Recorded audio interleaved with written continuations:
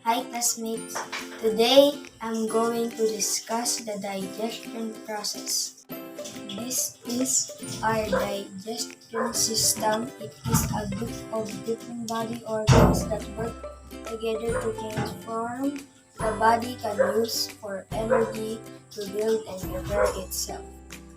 First, when the food hits the mouth, the salivary glands produces saliva to soften the food. The saliva helps to break down the food we eat so it can go down to the tube easily, called esophagus.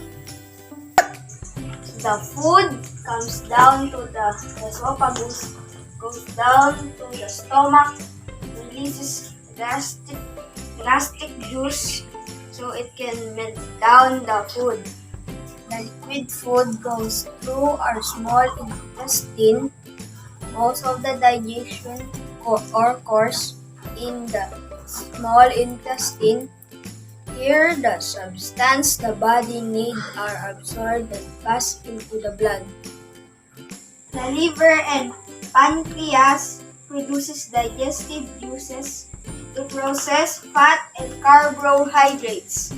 The remaining particles of the food move to the large intestine, which continue to digest and remove water. The anus are the final parts of the digestive system. Substance does the body not need, we call it feces, and it need to be passed out to the anus.